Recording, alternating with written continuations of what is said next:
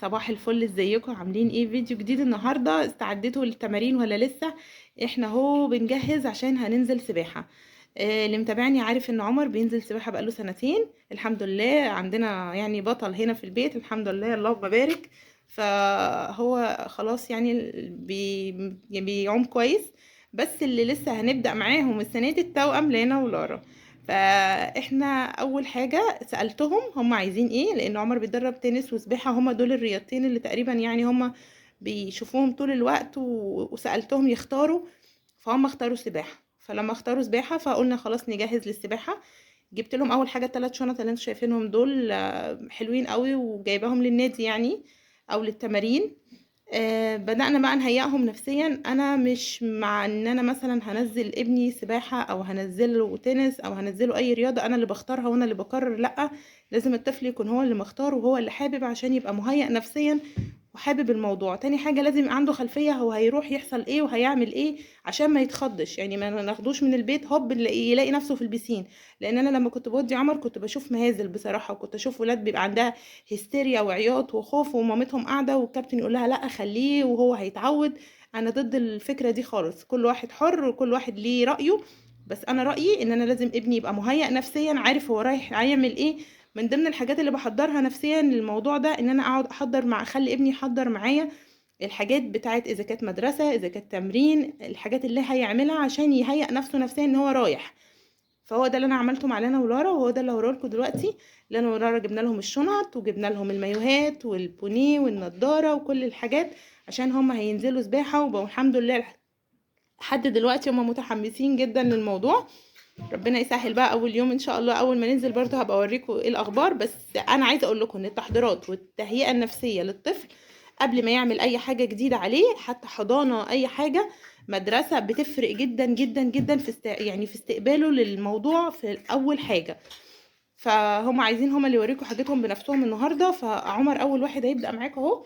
طلع لنا يا عمر حاجتك. عمر طبعا عارف وبيحضر شنطته من السنه اللي فاتت لوحده الحمد لله بشكل كويس، وما بينساش حاجه. لان احنا مثلا بنعد عندنا 1 2 3 4 حاجات، فبنراجع ال4 حاجات موجودين ولا لا. والحمد لله فعمر يعني الحمد لله بيعرف يحضر شنطه التمرين كويس قوي اذا كانت سباحه او تنس. اما لنا ولارا فانا برضو ناويه اعلمهم نفس الموضوع. في حد ممكن يقول لي ليه 3 شنط ويلبسوا 3 شنط وليه وجع القلب ما كنت جبتي شنطه واحده؟ لا، انا ما بحبش كده، لان انا بحب ان كل طفل يتعلم المسؤوليه، يعني ليه شنطته وهو اللي يحضر حاجته عشان يبقى مسؤول عن الحاجه بتاعته. نسي حاجه او ما نسيش حاجه يبقى هو اللي مسؤول برضو عن كل حاجه. فده بيعلم الطفل المسؤوليه. اما لو انا شايله كل حاجه وانا اللي بطلع كل حاجه، هم ما الا رايحين نازلين معايا ينزلوا الميه ويطلعوا. لا، انا بعلم سباحة وبعلم حاجات تانية، قيم تانية مع السباحة. فان الطفل يبقى مسؤول او معتمد على نفسه دي حاجة مهمة جدا جدا. فدي برضو من الحاجات اللي انا ناوية او بحب اعلمها لاولادي. فيلا العمر، يلا يا بطل ورينا كده الشنطة بتاعتك. اهي. دي الشنطة الجديدة بتاعت التمرين. انا بهوريكم الشنطه اول. عمر اختارها لونها اسود.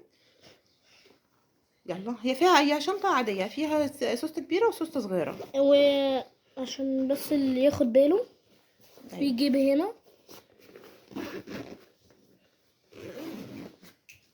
يلا طلع لنا بقى حتة الشنطة بتاعتك فيها ايه. الفوطه اهم حاجه ما ننساش. ايوه. يلا. وطبعا بيبقى فيه بقى كمان حاجات تانية اللي هي الغيارات الداخليه والحاجات دي بقى بياخدوها بقى واحنا نازلين. يعني احنا بوريكم الحاجات بتاعه السباحه بس. يلا. لا، ده بني اللي البونيه اهو. بتاعنا عشان البونيه بتاعنا كويس وجديد ومش مقطوع ومش بيضايقنا، فمش لازمنا بونيه جديد، صح يا عمر؟ صح. يلا، ايه تاني؟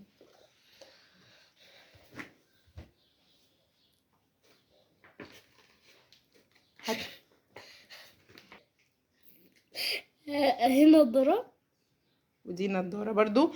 احنا في النص يعني نص التمرين السنه اللي فاتت كده كانت معانا نضاره، بس طلعت كانت ضاقت على عمر وكانت بتضايقه عند عينه، هتتقطع يا قلب ماما. ف... فغيرناها طبعا فورا وجبنا له واحده جديده. بس طالما جديده ومريحانا يبقى مش لازمنا حاجه. طيب يلا، طالما الحاجه عندنا كويسه يبقى مش لازمنا جديد. أم أم يعني وده المايو بتاع السنه اللي فاتت، بس حطه على الشنطه كده عشان يبان بس. ماشي. ده مايو اسود عادي بتاع السنه اللي فاتت، ايوه يعني. وجبنا واحد تاني جديد يا عم، اي خدمه. ايوه يعني معايا كلين اهو. وده بقى الجديد، ده بقى المايو اللي مدي على شورت. ده مايو ده من تاونتين. بص ده مايو جبته له السنه دي، بس حلو، بس هو مقتنع ان هو شورت، مش عارفه ليه. بس هو شبه الشورت. بس هو مايو اي شبه الشورت. أه؟ وده مايو تاني جديد يلبس اللي يريحك. فدي حاجه عمر. وفي حاجه يلا خلاص يلا. دي ايه حاجه عمر خلصناها. خد حاجتك يا عمر بقى هناك، الله يخليك، وحطها يا حبيبي تاني في شنطتك. دور لينا، يلا يا لينا، يلا حبيبي. شنطه لينا اللي هي دي، لينا الجميله. يلا افتحي يا لينا شنطتك، وريهم الحاجات بتاعتها. بتوريهم الشنطه، وريهم الشنطه. حلوه الشنطه يا لينا؟ عجباكي؟ من هنا اسود وهنا اسود وهنا اسود. الله، ودي اسود ودي اسود كمان، ودي اسود ودي اسود. طيب ممكن تفتحيها بقى؟ ممكن لو سمحتي تفتحيها يا لنا. يلا. ده بني. ده البونيه بتاع لينا. واو. هي لنا. حط البونيه والنضاره في في السوسته الصغيره، صح يا لولو؟ يلا. مين هيحضر شنطته وهو رايح السباحه؟ انا. بطل.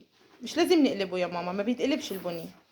حطيه كده بس عشان هم يشوفوه. ايوه حلو قوي. يلا وريني ايه تاني. افتح دي بقى. دي النضاره الجديده. افتح. انا عارفه افتح. يا ولد على اللي بيفتح النضاره لوحده. دي ايه؟ دي الورقه. دي الورقه عشان هي جديده.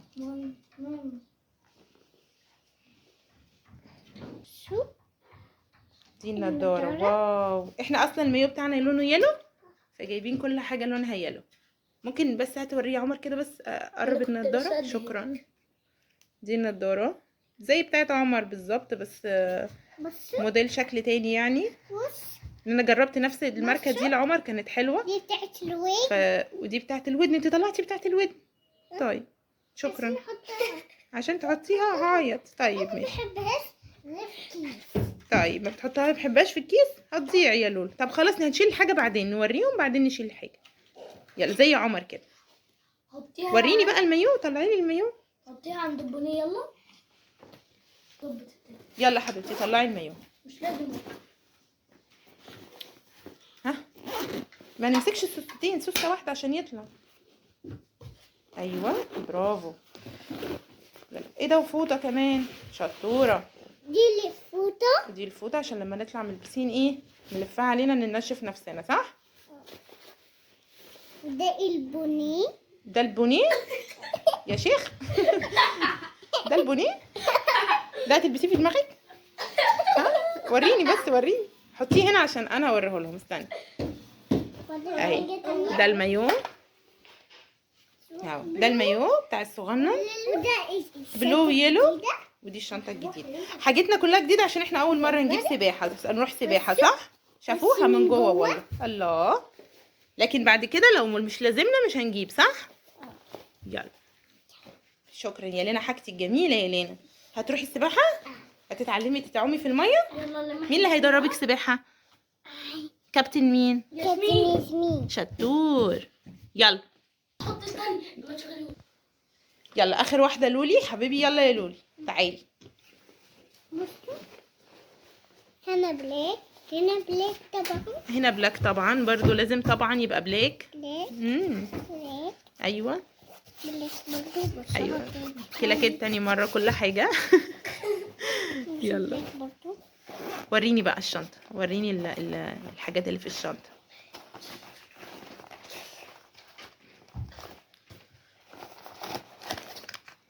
البونيه. بصوا يا ولاد، قولي يا ولاد.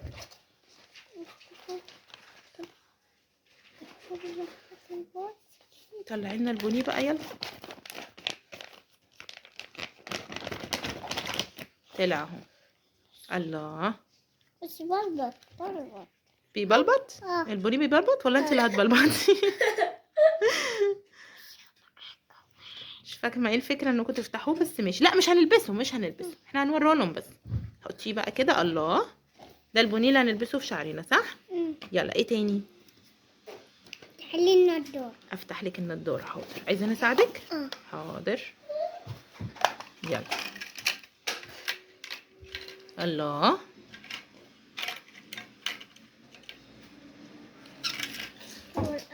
والورقه مش مهم الورقه، احنا نشوف بس النضاره الجميله اهي. والنضارة دي برضو. دي مش نضاره، دي بتاعتها. دي بتاع اللي بتحط فيها النضاره. دي النضاره بتاعت لورا برضو، اصبروا. مش هنلبسها برضو. اصبروا وريها. دي هتوري. اخضر ودي ليلو ودي ليلو ودي ليلو. دي يلو وده اخضر. شاطره. اخضر برضو. يلا بس من غير لبس يلو. حطيها بقى هنا. شكرا. ورينا ايه تاني في شنطتك. خلاص هنا بنحط البني والنضاره. السوسته الكبيره بقى بنحط ايه؟ اي حاجة. اي حاجه. اي حاجه. فوطة. فوطه. شاطره. حطيها هنا برضو. ايه تاني؟ والمايو نلبسه فين؟ تعالي يلا ورينا المايو. هتفردهولي. يلا ده المايو بتاعك. طبعا ده ايه بقى؟ بتقولي ايه؟ ليلو وليلو بلو. ده يلو ده بلو. بلو. الله. هنا جوه. مين هيدربك انتي كمان سباحة؟ ها؟ كسبن تسمين. كابتن ياسمين. شطورة.